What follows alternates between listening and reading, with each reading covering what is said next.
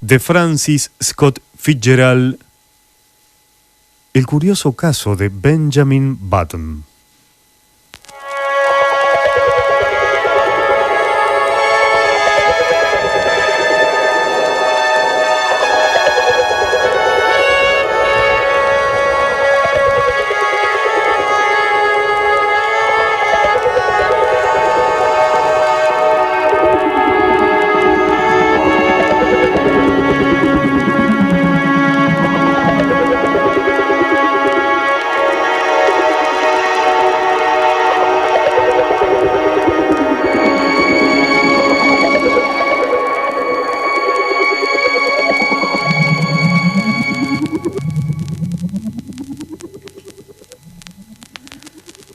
Hasta 1860 lo correcto era nacer en tu propia casa.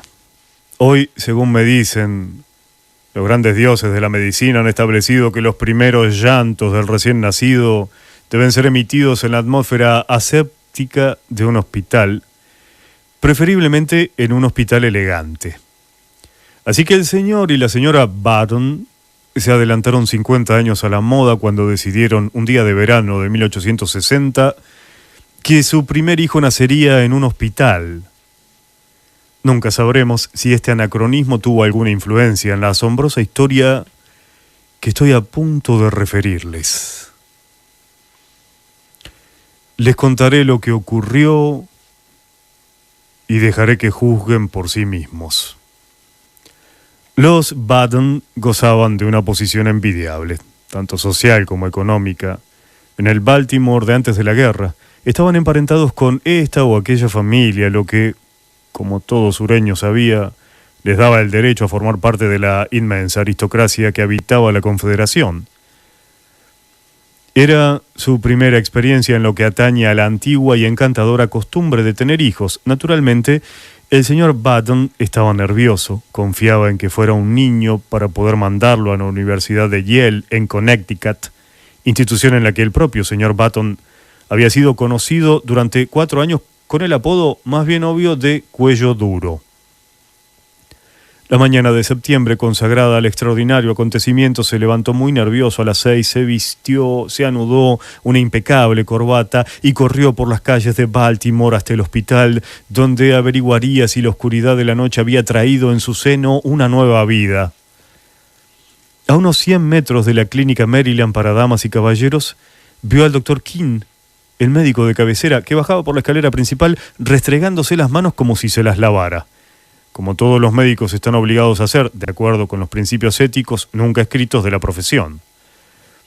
El señor Roger Button, presidente de Roger Button and Company, ferreteros mayoristas, echó a correr hacia el doctor King, con mucha menos dignidad de lo que se esperaría de un caballero del sur, hijo de aquella época pintoresca.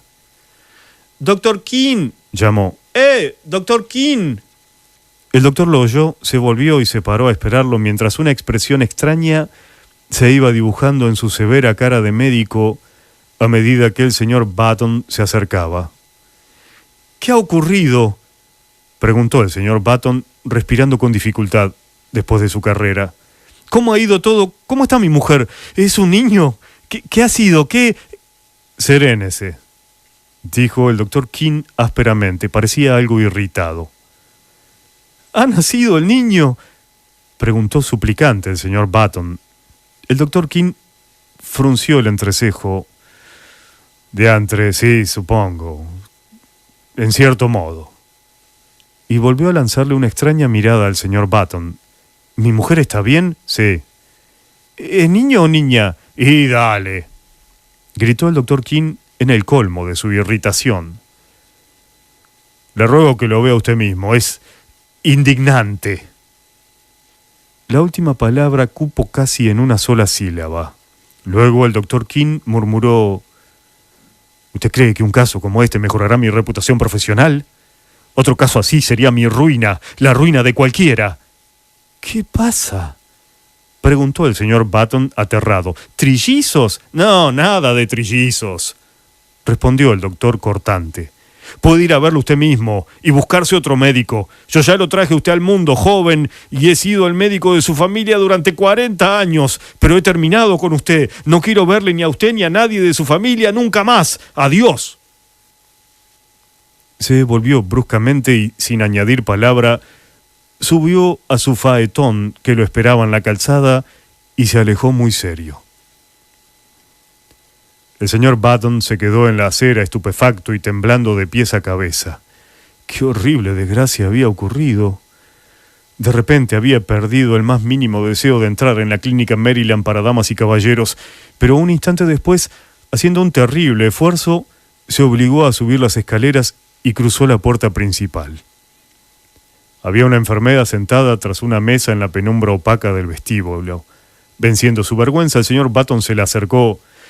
«Buenos días», saludó la enfermera mirándolo con amabilidad. «Buenos días, soy el señor Button».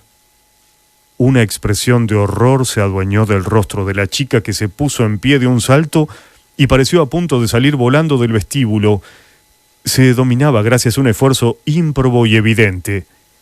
«Quiero ver a mi hijo», dijo el señor Button. La enfermera lanzó un débil grito. Por supuesto», gritó histéricamente. «Arriba, al final de las escaleras, suba». Le señaló la dirección con el dedo y el señor Button, bañado en sudor frío, dio media vuelta vacilante y empezó a subir las escaleras. En el vestíbulo de arriba se dirigió a otra enfermera que se le acercó con una palangana en la mano. «Soy el señor Button», consiguió articular. «Quiero ver a mi...» ¡Clang! La palangana se estrelló contra el suelo y rodó hacia las escaleras. ¡Clang, clang, clang! Empezó un metódico descenso, como si participara en el terror general que había desatado aquel caballero. «¡Quiero ver a mi hijo!» El señor Button casi gritaba. Estaba a punto de sufrir un ataque. ¡Clank! La palangana había llegado a la planta baja. La enfermera recuperó el control de sí misma y lanzó al señor Button una mirada de auténtico desprecio. «De acuerdo, señor Button», concedió con voz sumisa. «Muy bien. Pero si usted supiera cómo estábamos todos esta mañana, es algo sencillamente indignante.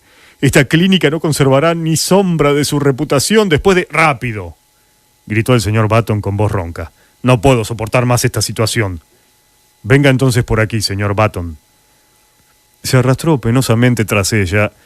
Al final de un largo pasillo llegaron a una sala en la que salía un coro de aullidos, una sala que, de hecho, sería conocida en el futuro como la Sala de los Lloros. Entraron. Alineadas a lo largo de las paredes, había media docena de cunas con ruedas, esmaltadas de blanco, cada una con una etiqueta pegada en la cabecera. «Bueno», resopló el señor Button, «¿cuál es el mío?» «Aquel», dijo la enfermera. Los ojos del señor Button siguieron la dirección que señalaba el dedo de la enfermera, y esto es lo que vieron. Envuelto en una voluminosa manta blanca, casi saliéndose de la cuna, había sentado un anciano que aparentaba unos 70 años. Sus escasos cabellos eran casi blancos y del mentón le caía una larga barba color humo que ondeaba absurdamente de acá para allá, abanicada por la brisa que entraba por la ventana.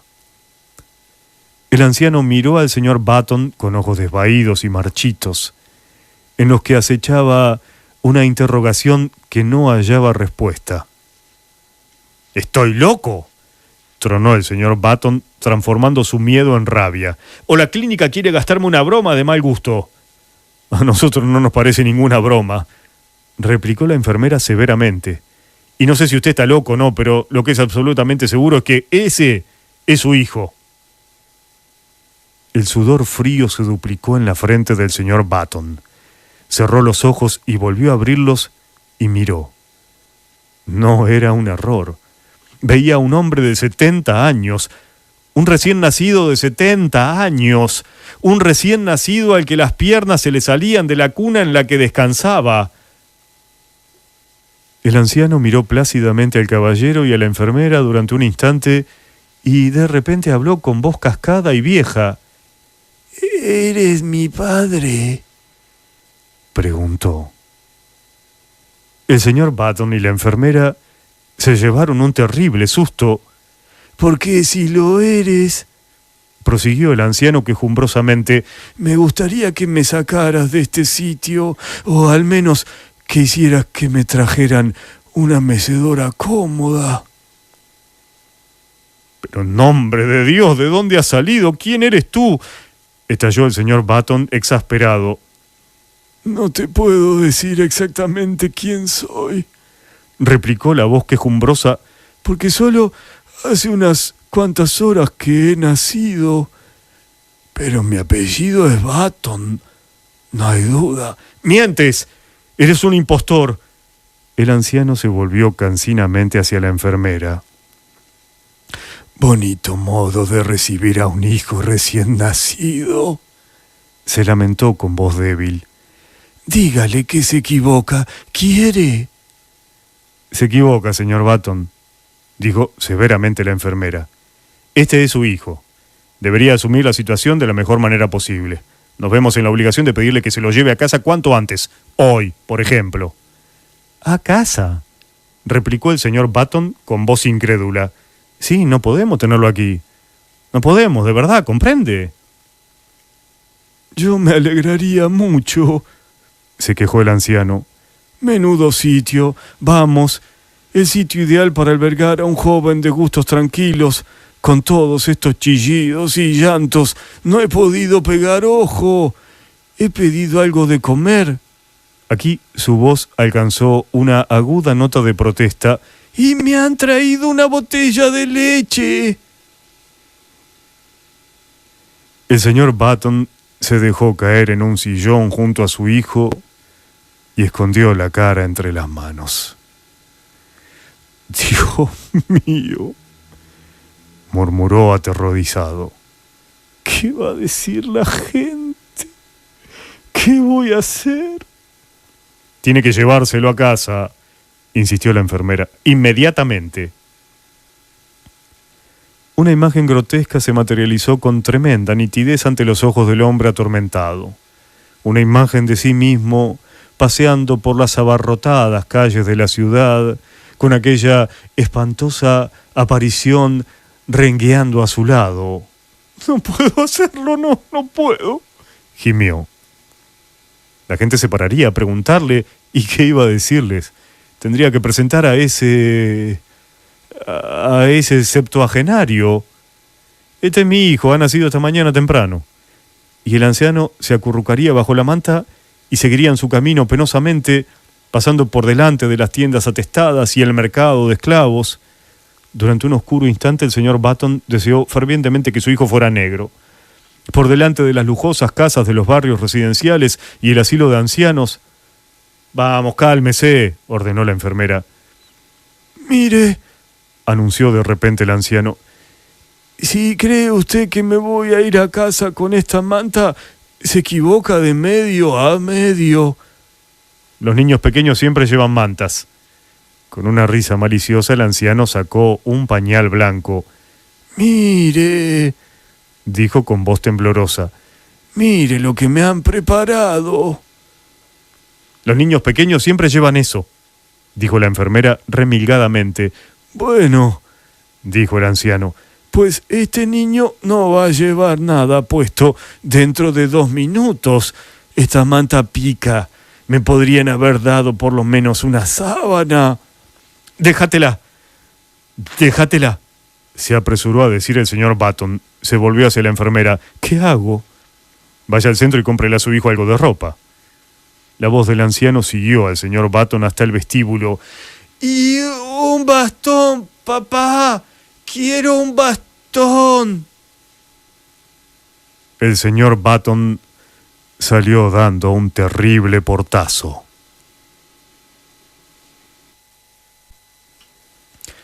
«Buenos días», dijo el señor Button, nervioso, al dependiente de la mercería Chesapeake. «Quisiera comprar ropa para mi hijo». «¿Qué edad tiene su hijo, señor?». 6 horas», respondió el señor Button sin pensarlo 2 veces. «La sección bebés está en la parte de atrás». «Bueno, no creo. No estoy seguro de lo que busco. Es un niño extraordinariamente grande, excepcionalmente grande. Allí puede encontrar tallas grandes para bebés. ¿Dónde está la sección de chicos?, preguntó el señor Button, cambiando desesperadamente de tema. Tenía la impresión de que el dependiente se había olido ya su vergonzoso secreto. ¿Aquí mismo?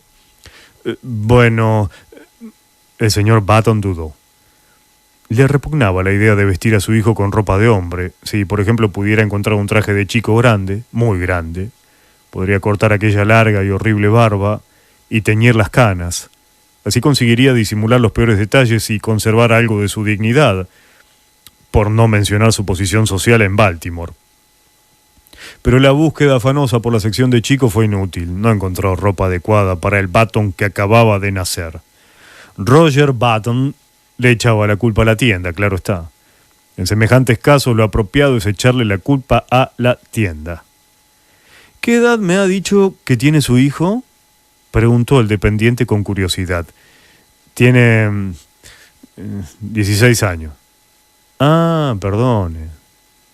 Había entendido 6 horas. Encontrará la sección de jóvenes en el siguiente pasillo. El señor Button se alejó con aire triste. De repente se paró, radiante, y señaló con el dedo hacia un maniquí del escaparate. ¡Aquel!, exclamó. «Me llevo ese traje, el que lleva el maniquí». El dependiente lo miró asombrado. «Pero, hombre», protestó, «ese no es un traje para chicos.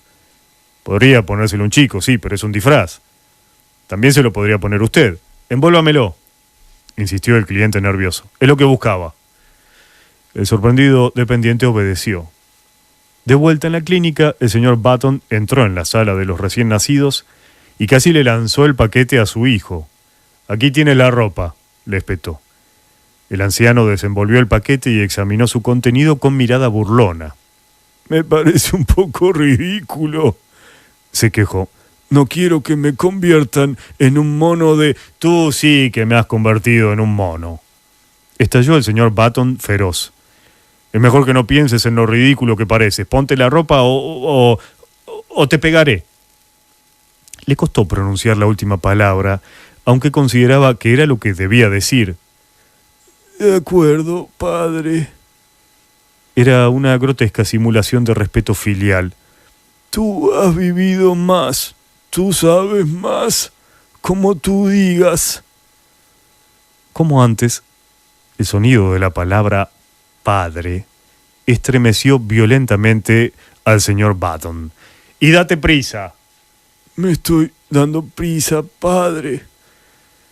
Cuando su hijo acabó de vestirse, el señor Button lo miró desolado. El traje se componía de calcetines de lunares, leotardos rosa y una blusa con cinturón y un amplio cuello blanco. Sobre el cuello ondeaba la larga barba blanca que casi llegaba a la cintura. No producía buen efecto. «Espera». El señor Button empuñó unas tijeras de quirófano y con 3 rápidos tijeretazos cercenó gran parte de la barba, pero, a pesar de la mejora, el conjunto distaba mucho de la perfección. La greña enmarañada que aún quedaba, los ojos acuosos, los dientes de viejo, producían un raro contraste con aquel traje tan alegre. El señor Button, sin embargo, era obstinado. Alargó una mano. «Vamos», dijo con severidad. Su hijo le tomó de la mano confiadamente. «¿Cómo me vas a llamar, papi?», preguntó con voz temblorosa cuando salían de la sala de los recién nacidos. «Nene a secas, hasta que pienses un nombre mejor». El señor Button gruñó. «No sé», respondió agriamente. «Creo que te llamaremos Matusalén». Incluso después de que al nuevo miembro de la familia Button le cortaran el pelo y se lo tiñeran de un negro desvaído y artificial y lo afeitaran hasta el punto de que le resplandeciera la cara y lo equiparan con ropa de muchachito hecha a la medida por un sastre estupefacto, era imposible que el señor Button olvidara que su hijo era un triste remedo de primogénito.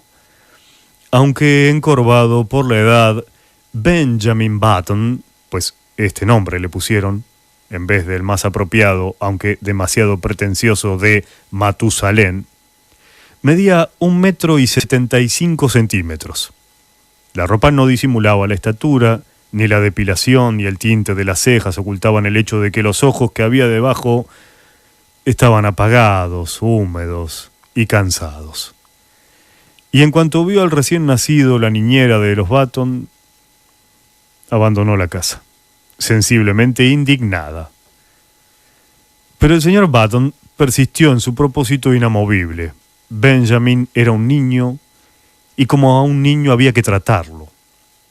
Al principio sentenció que si a Benjamin no le gustaba la leche templada, se quedaría sin comer, pero por fin cedió y dio permiso para que su hijo tomara pan y manteca, e incluso tras un pacto harina de avena. Un día llevó a casa un sonajero y dándoselo a Benjamin insistió en términos que no admitían réplica en que debía jugar con él. El anciano tomó el sonajero con expresión de cansancio y todo el día pudieron oír cómo lo agitaba de vez en cuando, obedientemente.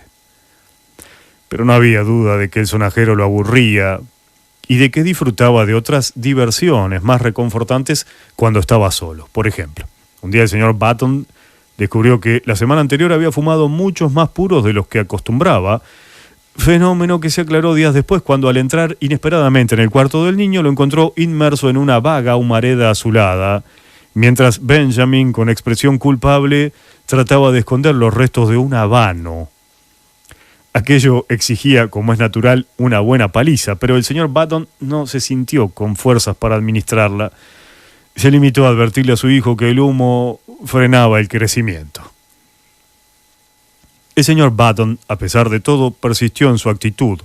Llevó a casa soldaditos de plomo, llevó trenes de juguete, llevó grandes y preciosos animales de trapo, y para darle veracidad a la ilusión que estaba creando, al menos para sí mismo, preguntó con vehemencia al dependiente de la juguetería si el pato rosa destiñiría si el niño se lo metía en la boca.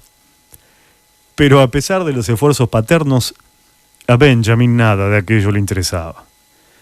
Se escabullía por las escaleras de servicio y volvía a su habitación con un volumen de la Enciclopedia Británica, ante el que podía pasar absorto una tarde entera, mientras las vacas de trapo y el arca de Noé yacían abandonadas en el suelo. Contra una tosudez semejante, los esfuerzos del señor Button sirvieron de poco.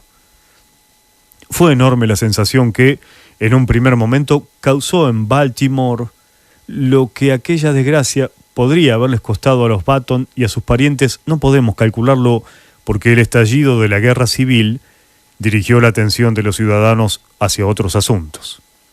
Hubo quienes, irreprochablemente corteses, se devanaron los sesos para felicitar a los padres, y al fin se les ocurrió la ingeniosa estratagema de decir que el niño se parecía a su abuelo, lo que, dadas las condiciones de normal decadencia comunes a todos los hombres de 70 años, resultaba innegable. A Roger Button y su esposa no les agradó, y el abuelo de Benjamin se sintió terriblemente ofendido. Benjamin, en cuanto salió de la clínica, se tomó la vida como venía. Invitaron a algunos niños para que jugaran con él, y pasó una tarde agotadora, intentando encontrarles algún interés al trompo, a las bolitas. Incluso se las arregló para romper, casi sin querer, una ventana de la cocina con una gomera. Hazaña que complació secretamente a su padre. Desde entonces Benjamin se las ingeniaba para romper algo todos los días, pero hacía cosas así porque era lo que esperaban de él y porque era servicial por naturaleza. Cuando la hostilidad inicial de su abuelo desapareció, Benjamin y aquel caballero encontraron un enorme placer en su mutua compañía. Tan alejados en edad y experiencia, podían pasarse horas y horas sentados discutiendo como viejos compinches, con monotonía incansable, los lentos acontecimientos de la jornada. Benjamin se sentía más a sus anchas con su abuelo que con sus padres, que parecían tenerle una especie de temor invencible y reverencial, y A pesar de la autoridad dictatorial que ejercían, a menudo le trataban de usted. Benjamin estaba tan asombrado como cualquiera por la avanzada edad física y mental que aparentaba al nacer. Leyó revistas de medicina, pero por lo que pudo ver, no se conocía ningún caso semejante al suyo. Ante la insistencia de su padre, hizo sinceros esfuerzos por jugar con otros niños y a menudo participó en los juegos más pacíficos. El fútbol lo trastornaba demasiado y temía que en caso de fractura sus huesos de viejo se negaran a soldarse.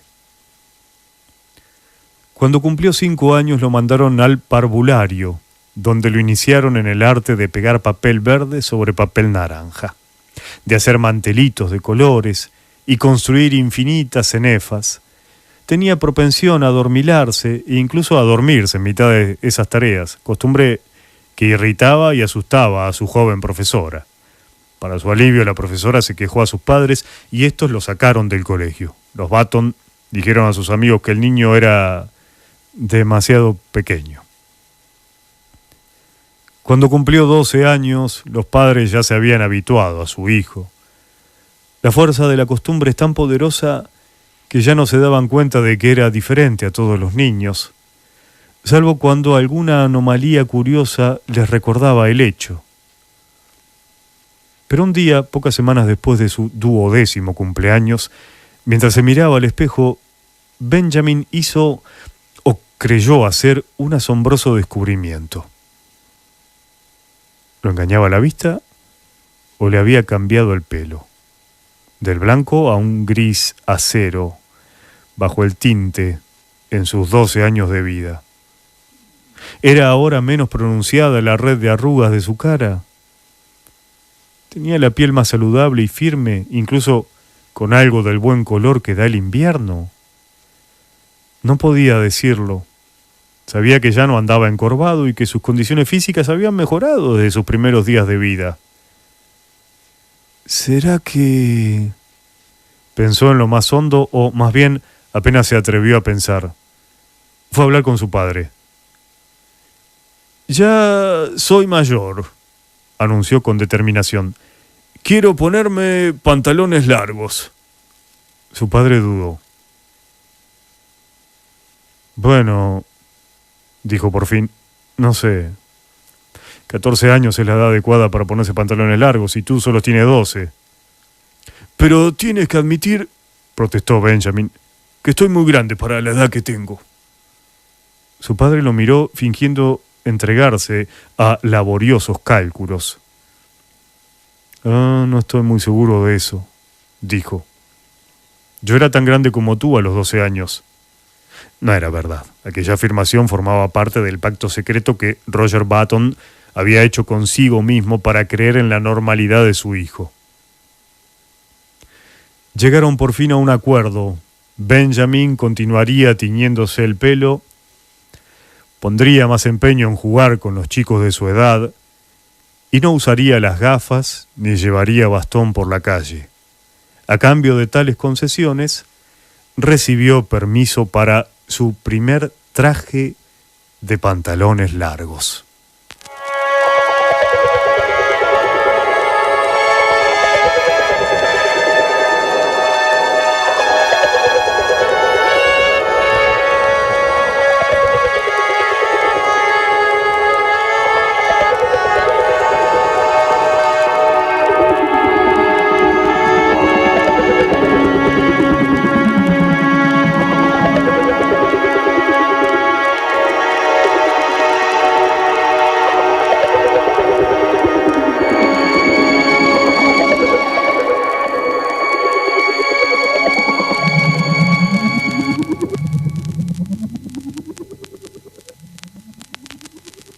No me extenderé demasiado sobre la vida de Benjamin Button entre los 12 y los 20 años. Basté recordar que fueron años de normal de crecimiento. Cuando Benjamin cumplió los 18, estaba tan derecho como un hombre de 50. Tenía más pelo, gris oscuro, su paso era firme, su voz había perdido el temblor cascado, ahora era más baja, la voz de un saludable barítono. Así que su padre lo mandó a Connecticut para que hiciera el examen de ingreso en la Universidad de Yale. Benjamin superó el examen y se convirtió en alumno de primer curso. 3 días después de matricularse, recibió una notificación del señor Hart, secretario de la universidad, que lo citaba en su despacho para establecer el plan de estudios. Benjamin se miró al espejo. Necesitaba volver a teñirse el pelo. Pero después de buscar angustiosamente en el cajón de la cómoda, descubrió que no estaba la botella de tintura marrón. Se acordó entonces, se le había terminado el día anterior y la había tirado. Estaba en apuros. Tenía que presentarse en el despacho del secretario dentro de 5 minutos. No había solución. Tenía que ir tal y como estaba. Y fue. «Buenos días», dijo el secretario educadamente. «¿Habrá venido para interesarse por su hijo?» «Bueno, la verdad es que soy Button», empezó a decir Benjamin, pero el señor Hart lo interrumpió. «Encantado de conocerle, señor Button. Estoy esperando a su hijo de un momento a otro. Soy yo», explotó Benjamin. «Soy alumno de primer curso». «¿Cómo?» «Soy alumno de primero». «Bromea usted, claro, en absoluto». El secretario frunció el entrecejo y echó una ojeada a una ficha que tenía delante. «Bueno, según mis datos, el señor Benjamin Button tiene 18 años. Esa edad tengo», corroboró Benjamin, enrojeciendo un poco. El secretario lo miró con un gesto de fastidio. «No esperará que me lo crea, ¿no?» Benjamin sonrió con un gesto de fastidio. «Tengo 18 años», repitió.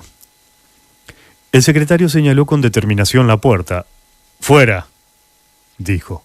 «Váyase de la universidad y de la ciudad. Es usted un lunático peligroso». «Tengo 18 años». El señor Hart abrió la puerta. «¡Qué ocurrencia! Un hombre de su edad intentando matricularse en primero», gritó. «Tiene 18 años, ¿no? Muy bien. Le doy 18 minutos para que abandone la ciudad». Benjamin Button salió con dignidad del despacho y media docena de estudiantes que esperaban en el vestíbulo lo siguieron intrigados con la mirada. Cuando hubo recorrido unos metros se volvió y, enfrentándose al enfurecido secretario, que aún permanecía en la puerta, repitió con voz firme: «Tengo 18 años». Entre un coro de risas disimuladas procedente del grupo de estudiantes, Benjamin salió. Pero no quería el destino que escapara con tanta facilidad. En su melancólico paseo hacia la estación de ferrocarril se dio cuenta de que lo seguía un grupo, luego un tropel y por fin una muchedumbre de estudiantes. Se había corrido la voz de que un lunático había aprobado el examen de ingreso en Yale y pretendía hacerse pasar por un joven de 18 años. Una excitación febril se apoderó de la universidad. Hombres sin sombrero se precipitaban fuera de las aulas, el equipo de fútbol abandonó el entrenamiento y se unió a la multitud. Las esposas de los profesores, con la cofia torcida y el polizón mal puesto, corrían y gritaban tras la comitiva de la que procedía una serie incesante de comentarios dirigidos a los delicados sentimientos de Benjamin Button. «¡Debe ser el judío errante! ¡Juá!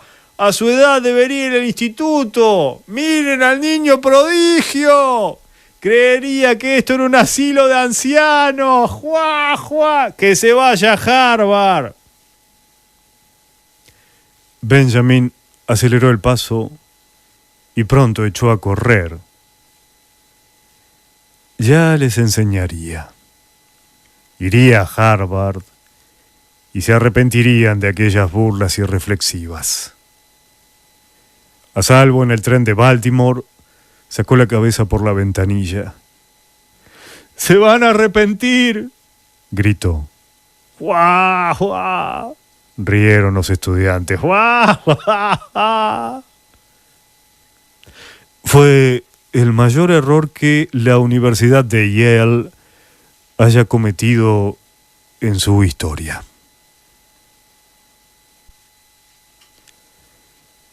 En 1880, Benjamin Button tenía 20 años y celebró su cumpleaños comenzando a trabajar en la empresa de su padre, Roger Button Company, ferreteros mayoristas. Aquel año también empezó a alternar en sociedad, es decir, su padre se empeñó en llevarlo a algunos bailes elegantes. Roger Button tenía entonces 50 años, y él y su hijo se entendían cada vez mejor. De hecho, desde que Benjamin había dejado de teñirse el pelo, todavía canoso, parecían más o menos de la misma edad, y podrían haber pasado por hermanos. Una noche de agosto salieron en el faetón vestidos de etiqueta, camino de un baile en la casa de campo de los Shevlin, justo a la salida de Baltimore. Era una noche magnífica. La luna llena bañaba la carretera con un apagado color platino, y en el aire inmóvil la cosecha de flores tardías exhalaba aromas que eran como risas suaves, con sordina. Los campos alfombrados de trigo reluciente brillaban como si fuera de día. Era casi imposible no emocionarse ante la belleza del cielo, casi imposible. El negocio de la mercería tiene un gran futuro, estaba diciendo Roger Button. No era un hombre espiritual, su sentido de la estética era rudimentario. Los viejos ya tenemos poco que aprender, observó profundamente. Son ustedes, los jóvenes, con energía y vitalidad, los que tienen un gran futuro por delante. Las luces de la casa de campo de los Shevlin surgieron al final del camino. Ahora les llegaba un rumor, como un suspiro inacabable. Podía ser la queja de los violines o el susurro del trigo plateado bajo la luna. Se detuvieron tras un distinguido carruaje cuyos pasajeros se apeaban ante la puerta. Bajó una dama, la siguió un caballero de mediana edad y por fin apareció otra dama, una joven, bella como el pecado. Benjamin se sobresaltó. Fue como si una transformación química disolviera y recompusiera cada partícula de su cuerpo. Se apoderó de él cierta rigidez. La sangre le afluyó a las mejillas y a la frente y sintió en los oídos el palpitar constante de la sangre. Era el primer amor. La chica era frágil y delgada, de cabellos cenicientos a la luz de la luna y color miel bajo los chisporroteantes lámparas del pórtico. Llevaba echada sobre los hombros una mantilla española de amarillo más pálido con bordados en negro. Sus pies eran relucientes capullos que asomaban bajo el traje con polizón. Roger Button se acercó confidencialmente a su hijo. «Esa», dijo, «es la joven Hildegard Moncrief, la hija del general Moncrief». Benjamin asintió con frialdad. «Una criatura preciosa», dijo con indiferencia, pero en cuanto el criado negro se hubo llevado el carruaje, añadió, «¿Podrías presentármela, papá?».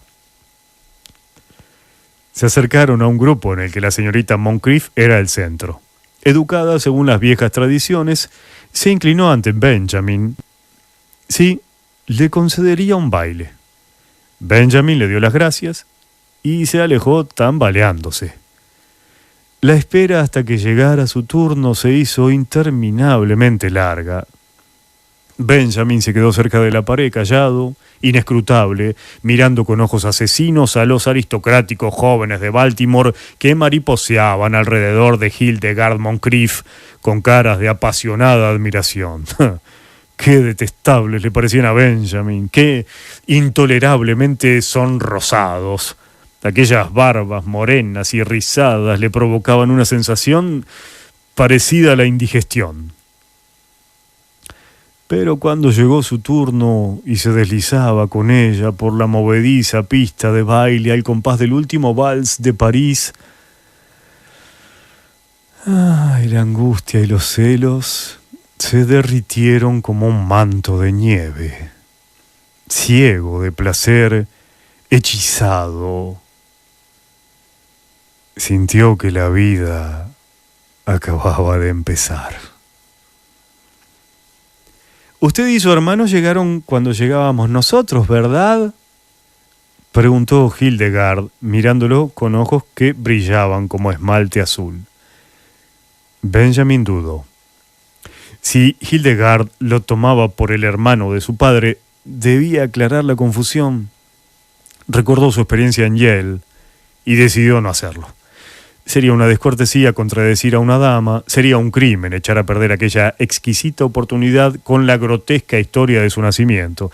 Más tarde quizá. Así que asintió, sonrió, escuchó, fue feliz. Me gustan los hombres de su edad, decía Hildegard. Los jóvenes son tan tontos. Me cuentan cuánto champán bebieron en la universidad y cuánto dinero perdieron jugando a las cartas. Los hombres de su edad saben apreciar a las mujeres. Benjamin sintió que estaba a punto de declararse. Dominó la tentación con esfuerzo. Usted está en la edad romántica, continuó Hildegard. 50 años. A los 25 los hombres son demasiado mundanos. A los 30 están atosigados por el exceso de trabajo. Los 40 son la edad de las historias largas. Para contarlas se necesita un puro entero. Los 60 están demasiado cerca de los 70. Pero los 50 son la edad de la madurez. Me encantan los 50. Los 50 le parecieron a Benjamin una edad gloriosa.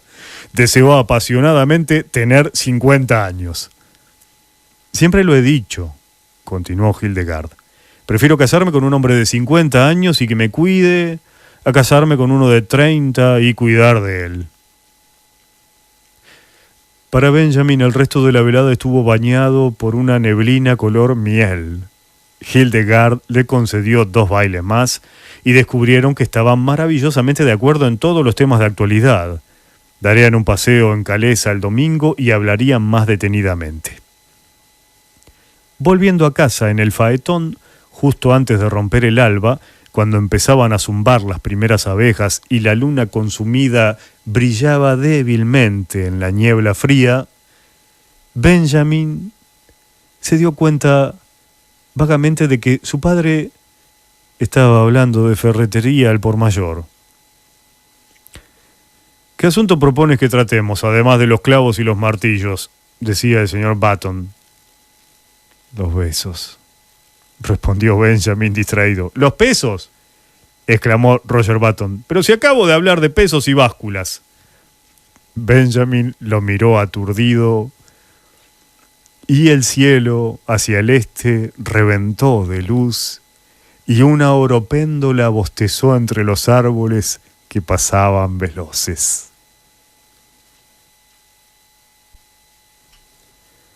Cuando 6 meses después se supo la noticia del enlace entre la señorita Hildegard Moncrief y el señor Benjamin Baron, y digo se supo la noticia porque el general Moncrief declaró que prefería arrojarse sobre su espada antes que anunciarlo, la conmoción de la alta sociedad de Baltimore alcanzó niveles febriles. La casi olvidada historia del nacimiento de Benjamin fue recordada y propalada escandalosamente a los 4 vientos de los modos más picarescos e increíbles. Se dijo que en realidad Benjamin era el padre de Roger Button, que era un hermano que había pasado 40 años en la cárcel, que era el mismísimo John Wilkes Booth disfrazado y que 2 cuernecillos despuntaban en su cabeza. Los suplementos dominicales de los periódicos de Nueva York explotaron el caso con fascinantes ilustraciones que mostraban la cabeza de Benjamin Button acoplada al cuerpo de un pez o de una serpiente, o rematando una estatua de bronce. Llegó a ser conocido en el mundo periodístico como el misterioso hombre de Maryland. Pero la verdadera historia, como suele ser normal, apenas tuvo difusión. Como quiera que fuera, todos coincidieron con el general Moncrief. Era un crimen que una chica encantadora, que podía haberse casado con el mejor galán de Baltimore, se arrojara en brazos de un hombre que tenía por lo menos 50 años. Fue inútil que el señor Roger Button publicara el certificado de nacimiento de su hijo en grandes caracteres en el Blaze de Baltimore. Nadie lo creyó. Bastaba tener ojos en la cara y mirar a Benjamin. Por lo que se refiere a las dos personas a quienes más concernía el asunto, no hubo vacilación alguna. Circulaban tantas historias falsas acerca de su prometido que Hildegard se negó terminantemente a creer la verdadera. Fue inútil que el general Moncrief le señalara el alto índice de mortalidad entre los hombres de 50 años, o al menos entre los hombres que aparentaban 50 años, e inútil que le hablara de la inestabilidad del negocio de la ferretería al por mayor. Hildegard eligió casarse con la madurez y se casó.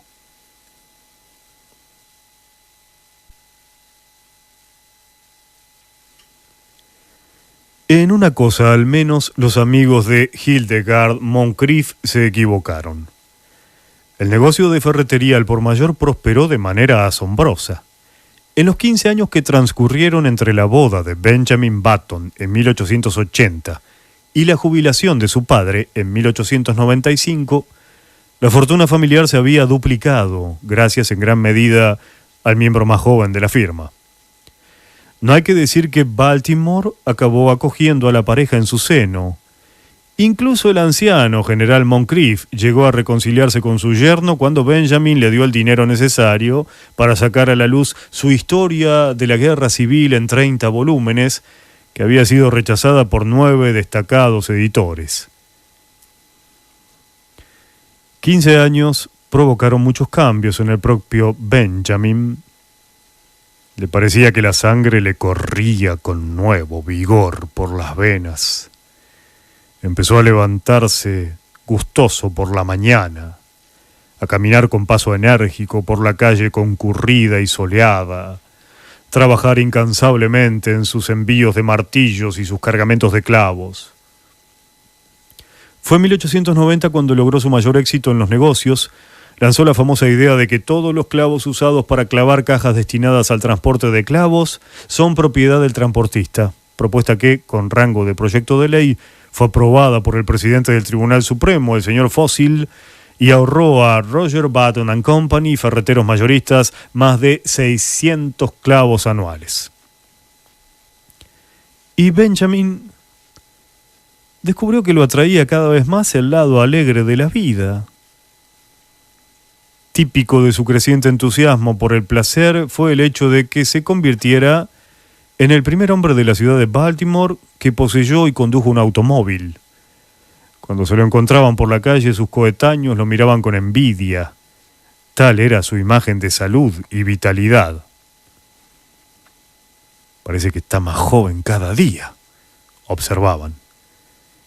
Y si el viejo Roger Button, ahora de 65 años, no había sabido darle a su hijo una bienvenida adecuada, acabó reparando su falta colmándolo de atenciones que rozaban la adulación.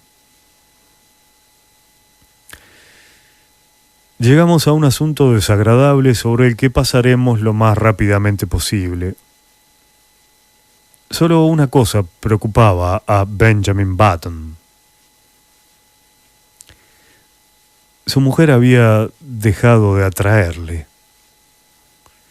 En aquel tiempo, Hildegard era una mujer de 35 años, con un hijo, Roscoe, de 14.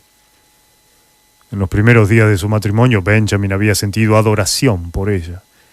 Pero con los años, su cabellera color miel se volvió castaña, vulgar, y el esmalte azul de sus ojos adquirió el aspecto de la loza barata. Además, y por encima de todo, Hildegard había ido moderando sus costumbres, demasiado plácida, demasiado satisfecha, demasiado anémica en sus manifestaciones de entusiasmo. Sus gustos eran demasiado sobrios. Cuando eran novios, ella era la que arrastraba a Benjamin a bailes y cenas. Pero ahora era el contrario. Hildegard lo acompañaba siempre en sociedad, pero sin entusiasmo, consumida ya por esa sempiterna inercia que viene a vivir un día con nosotros y se queda a nuestro lado hasta el final. La insatisfacción de Benjamin se hizo cada vez más profunda.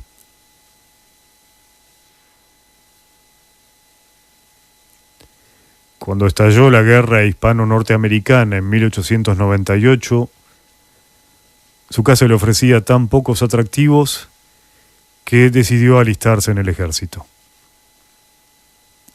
Gracias a su influencia en el campo de los negocios, obtuvo el grado de capitán y demostró tanta eficacia que fue ascendido a mayor y por fin a teniente coronel, justo a tiempo para participar en la famosa carga contra la colina de San Juan. Fue herido levemente y mereció una medalla. Benjamin estaba tan apegado a las actividades y las emociones del ejército que lamentó tener que licenciarse, pero los negocios exigían su atención, así que renunció a los galones y volvió a su ciudad. Una banda de música lo recibió en la estación y lo escoltó a su casa. Hildegard, ondeando una gran bandera de seda, lo recibió en el porche y en el momento preciso de besarla, Benjamin sintió que el corazón le daba un vuelco. Aquellos 3 años habían tenido un precio. Hildegard era ahora una mujer de 40 años y una tenue sombra gris se insinuaba ya en su pelo. El descubrimiento lo entristeció. Cuando llegó a su habitación se miró en el espejo, se acercó más y examinó su cara con ansiedad, comparándola con una foto en la que aparecía en uniforme, una foto de antes de la guerra. ¡Dios santo!, dijo en voz alta. El proceso continuaba. No había la más mínima duda. Ahora aparentaba tener 30 años. En vez de alegrarse, se preocupó. Estaba rejuveneciendo. Hasta entonces había creído que cuando alcanzara una edad corporal equivalente a su edad en años, cesaría el fenómeno grotesco que había caracterizado su nacimiento. Se estremeció. Su destino le pareció horrible, increíble. Volvió a la planta principal. Hildegard lo estaba esperando, parecía enfadada, y Benjamin se preguntó si habría descubierto al fin que pasaba algo malo. Intentando aliviar la tensión, abordó el asunto durante la comida, de la manera más delicada que se le ocurrió. Bueno, observó en tono desenfadado. Todos dicen que parezco más joven que nunca. Hildegard lo miró con desdén y sollozó. ¿Y te parece algo de lo que presumir? No estoy presumiendo, aseguró Benjamin incómodo. Ella volvió a sollozar. Vaya idea, dijo y agregó un instante después. Creía que tendrías el suficiente amor propio como para acabar con esto. ¿Y cómo?, preguntó Benjamin. No voy a discutir contigo, replicó su mujer, pero hay una manera apropiada de hacer las cosas y una manera equivocada. Si tú has decidido ser distinto a todos, me figuro que no puedo impedírtelo, pero la verdad es que no me parece muy considerado por tu parte. Pero Hildegard, yo no puedo hacer nada. Sí que puedes, pero eres un cabezón, solo eso. Estás convencido de que tienes que ser distinto. Has sido siempre así y lo seguirás siendo. Pero piensa solo un momento, ¿qué pasaría si todos compartieran tu manera de ver las cosas? ¿Cómo sería el mundo?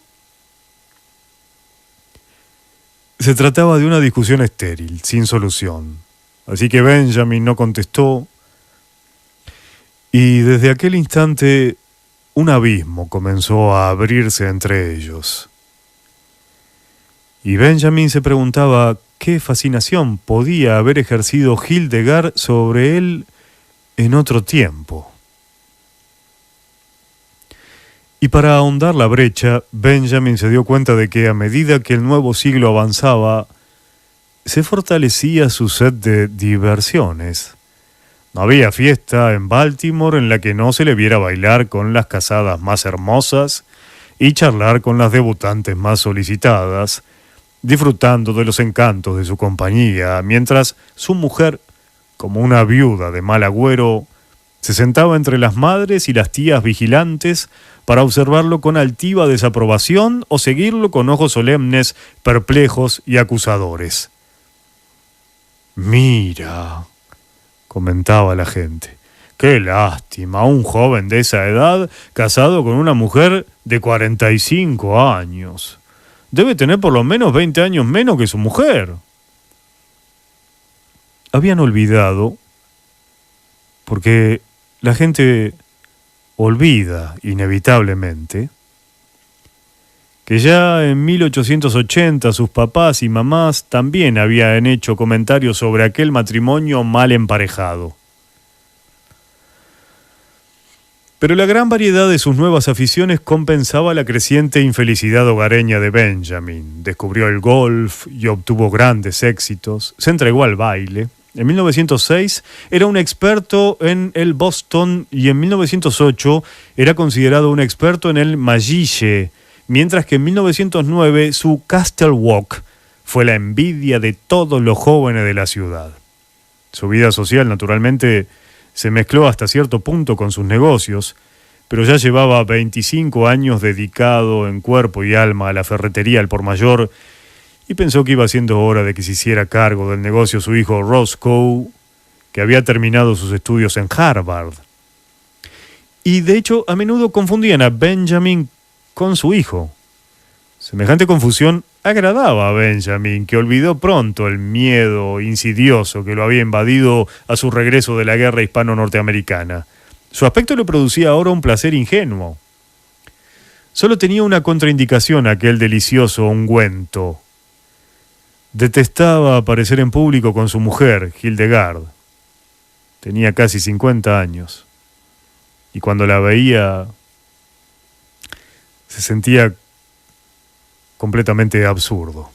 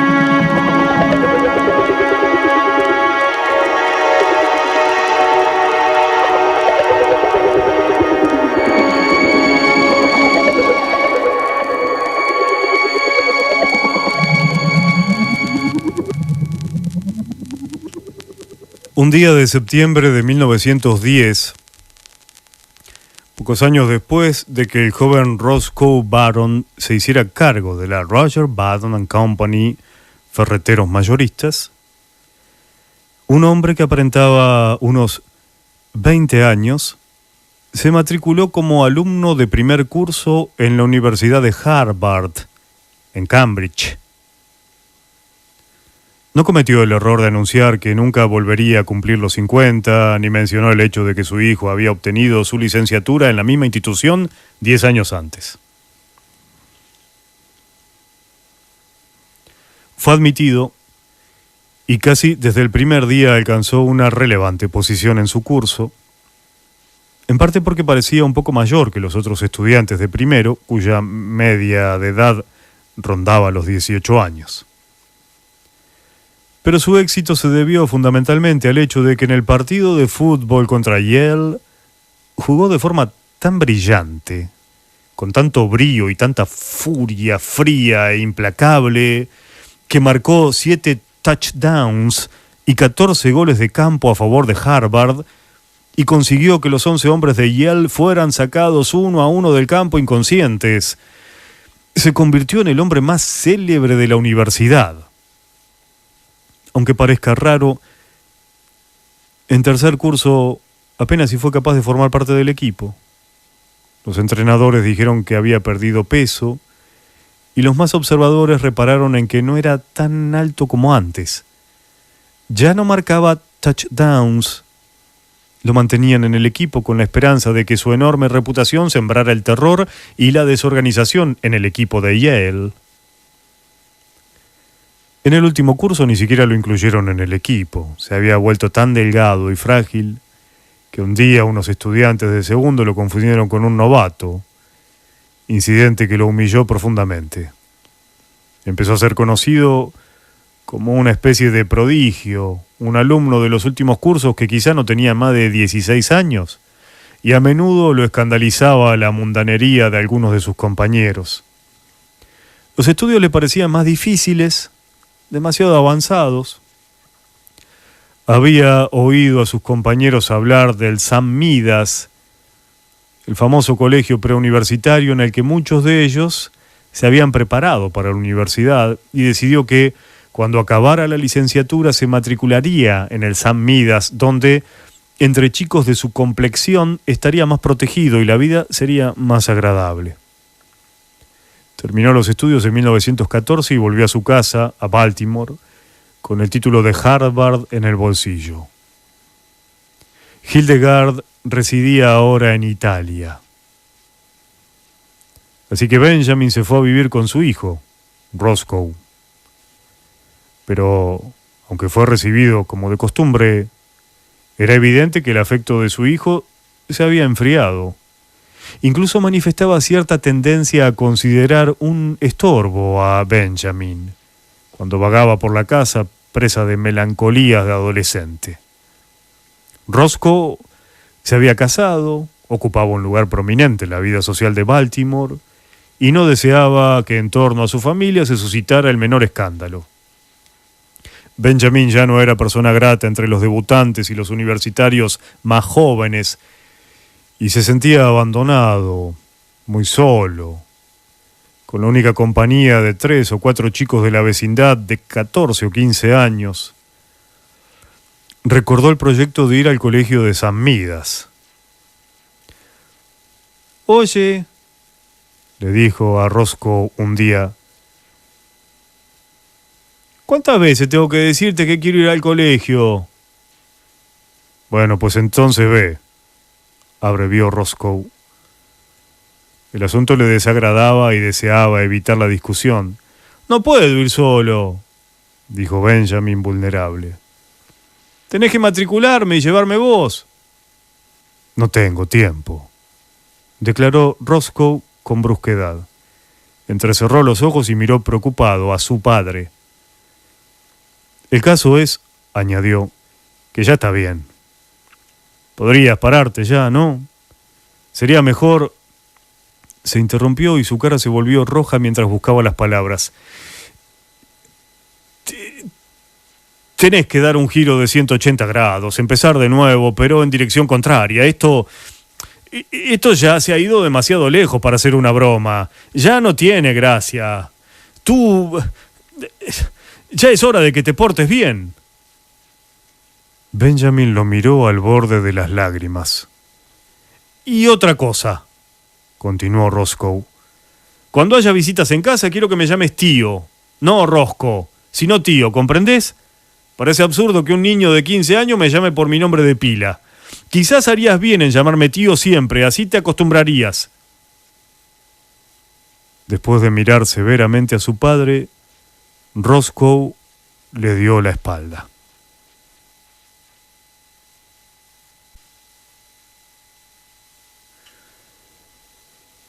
Cuando terminó esta discusión, Benjamin, muy triste, subió a su dormitorio y se miró al espejo. No se afeitaba desde hacía 3 meses, pero apenas si se descubría en la cara una pelucita incolora que no valía la pena tocar. La primera vez que en vacaciones volvió de Harvard, Roscoe se había atrevido a sugerirle que debería llevar gafas y una barba postiza pegada a las mejillas. Por un momento pareció que iba a repetirse la farsa de sus primeros años, pero la barba le picaba y le daba vergüenza. Benjamin lloró y Roscoe había acabado cediendo a regañadientes. Benjamin abrió un libro de cuentos para niños, Los Boy Scouts en la bahía de Bimini, y comenzó a leer. Pero no podía quitarse de la cabeza la guerra. Hacía un mes que Estados Unidos se había unido a la causa aliada y Benjamin quería alistarse, pero 16 años eran la edad mínima y Benjamin no parecía tenerlos. De cualquier modo, su verdadera edad, 55 años, también lo inhabilitaba para el ejército. Llamaron a la puerta y el mayordomo apareció con una carta con un gran membrete oficial en una esquina dirigida al señor Benjamin Button. Benjamin la abrió, rasgando el sobre con impaciencia, y leyó la misiva con deleite. Muchos militares de alta graduación, actualmente en la reserva, que habían prestado servicio durante la guerra con España, estaban siendo llamados al servicio con un rango superior. Con la carta se adjuntaba su nombramiento como general de brigada del Ejército de Estados Unidos y la orden de incorporarse inmediatamente. Benjamin se puso en pie de un salto, casi temblando de entusiasmo. Aquello era lo que había deseado. Tomó su gorra y 10 minutos después entraba en una gran sastrería de Charles Street y con insegura voz de tiple ordenaba que le tomaran medidas para el uniforme. ¿Querés jugar a los soldados, niño?, preguntó un dependiente con indiferencia. Benjamin enrojeció. Oiga, a usted no le importa lo que yo quiera, replicó con rabia. Me llamo Button y vivo en la calle Vernon Place, así que ya sabe quién soy.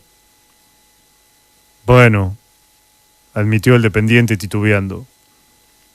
Por lo menos sé quién es su padre. Le tomaron las medidas y una semana después estuvo listo el uniforme.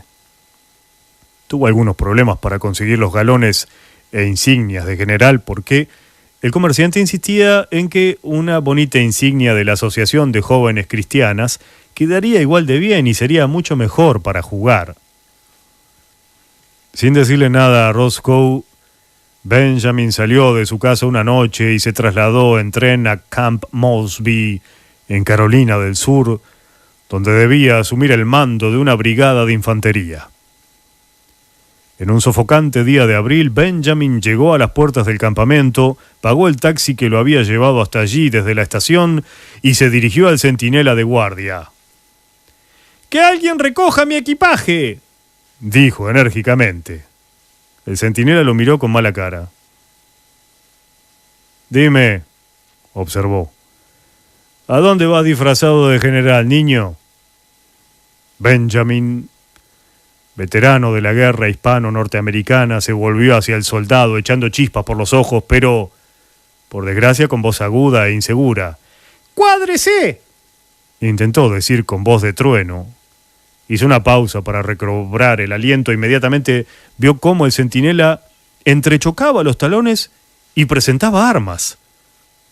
Benjamin disimuló una sonrisa de satisfacción, pero cuando miró a su alrededor la sonrisa se le heló en los labios. No había sido él la causa de aquel gesto de obediencia, sino un imponente coronel de artillería que se acercaba a caballo. ¡Coronel!, llamó Benjamin con voz aguda. El coronel se acercó, tiró de las riendas y lo miró fríamente desde lo alto, con un extraño centelleo en los ojos. ¿Quién eres, niño? ¿Quién es tu padre?, preguntó afectuosamente. Ya le enseñaré quién soy yo, contestó Benjamin con voz fiera. Baje inmediatamente del caballo.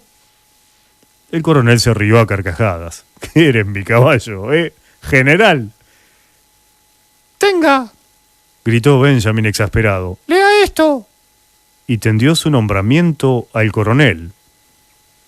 El coronel lo leyó y los ojos se le salían de las órbitas. ¿Dónde lo has conseguido?, preguntó, metiéndose el documento en su bolsillo. Me lo ha mandado el gobierno, como usted descubrirá enseguida. Acompáñeme, dijo el coronel con una mirada extraña. Vamos al puesto de mando, allí hablaremos. Venga, vamos.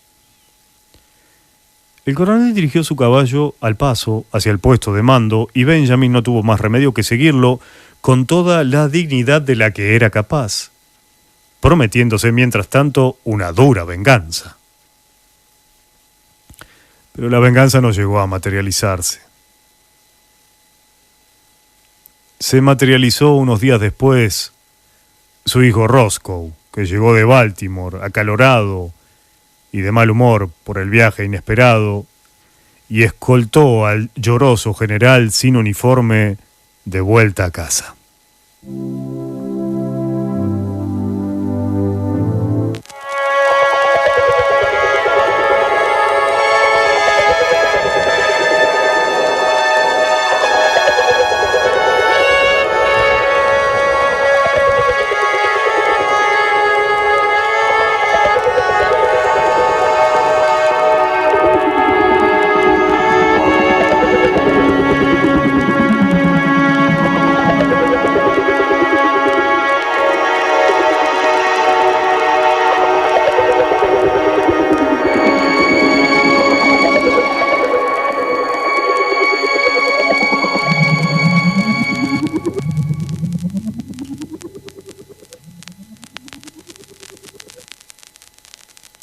En 1920 nació el primer hijo de Roscoe Barton. Durante las fiestas de rigor, a nadie se le ocurrió mencionar que el chiquillo mugriento, que aparentaba unos 10 años de edad y jugueteaba por la casa con soldaditos de plomo y un circo en miniatura, era el mismísimo abuelo del recién nacido. A nadie molestaba aquel chiquillo de cara fresca y alegre en la que a veces se adivinaba una sombra de tristeza. Pero para Roscoe Barton su presencia era una fuente de preocupaciones. En el idioma de su generación, Roscoe no consideraba que el asunto reportara la menor utilidad. Le parecía que su padre, negándose a parecer un anciano de 60 años, no se comportaba como un hombre de pelo en pecho, esta era la expresión preferida de Roscoe, sino de un modo perverso y estrafalario. Pensar en aquel asunto más de media hora lo ponía al borde de la locura. Roscoe creía que los hombres con nervios de acero debían mantenerse jóvenes, pero llevar las cosas a tal extremo no reportaba ninguna utilidad. Y en este punto Roscoe interrumpía sus pensamientos. 5 años más tarde, el hijo de Roscoe había crecido lo suficiente para jugar con el pequeño Benjamin bajo la supervisión de la misma niñera. Roscoe los llevó a los dos al parvulario el mismo día, y Benjamin descubrió que jugar con tiras de papel de colores y hacer mantelitos y cenefas y curiosos y bonitos dibujos era el juego más fascinante del mundo. Una vez se portó mal y tuvo que quedarse en un rincón y lloró. Pero casi siempre las horas transcurrían felices en aquella habitación alegre, donde la luz del sol entraba por las ventanas y la amable mano de la señorita Bailey de vez en cuando se posaba sobre su pelo despeinado. Un año después el hijo de Roscoe pasó a primer grado, pero Benjamin siguió en el parvulario. Era muy feliz. Algunas veces, cuando otros niños hablaban de lo que harían cuando fueran mayones, una sombra cruzaba su carita, como si de un modo vago, pueril, se diera cuenta de que eran cosas que él nunca compartiría. Los días pasaban con alegre monotonía. Volvió por tercer año al parvulario, pero Ya era demasiado pequeño para entender para qué servían las brillantes y llamativas tiras de papel. Lloraba porque los otros niños eran mayores y le daban miedo. La maestra habló con él, pero aunque intentó comprender, no comprendió nada. Lo sacaron del parvulario. Su niñera, Nana, con su uniforme almidonado, pasó a ser el centro de su minúsculo mundo. Los días de sol iban de paseo al parque.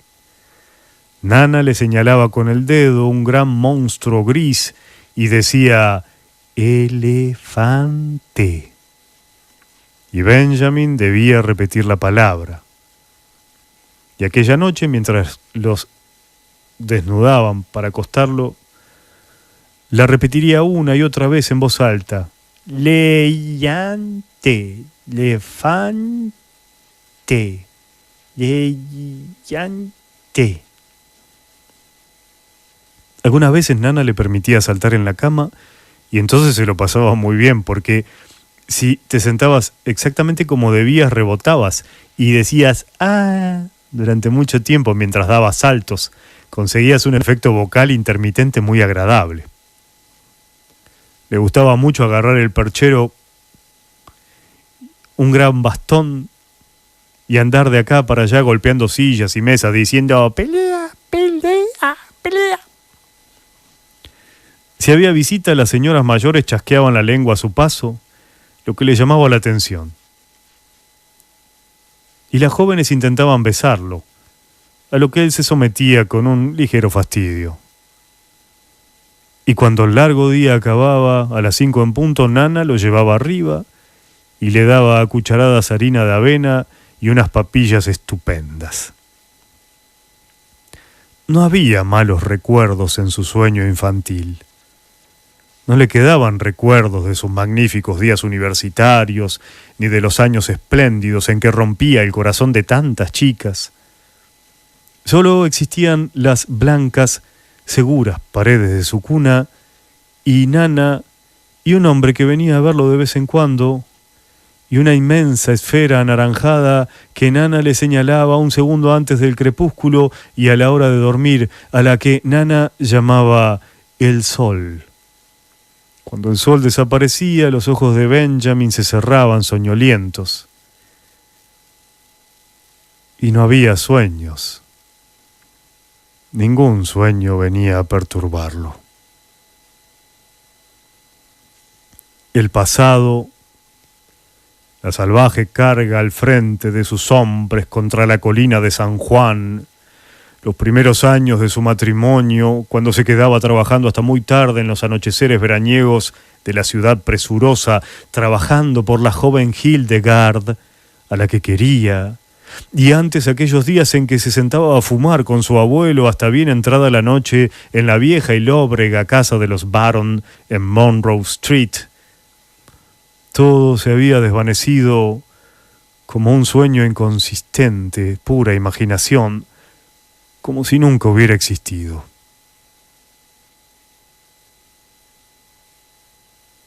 No se acordaba de nada. No recordaba con claridad si la leche de su última comida estaba templada o fría, ni el paso de los días. Solo existían su cuna y la presencia familiar de Nana. Y aparte de eso, no se acordaba de nada. Cuando tenía hambre lloraba. Eso era todo. Durante las tardes y las noches respiraba y lo envolvían suaves murmullos y susurros que apenas oía y olores casi indistinguibles y luz y oscuridad.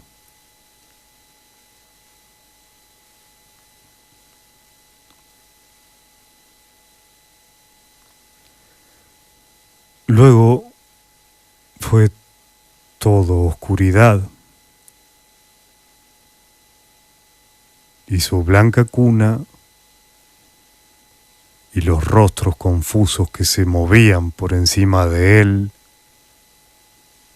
y el tibio y dulce aroma de la leche acabaron de desvanecerse.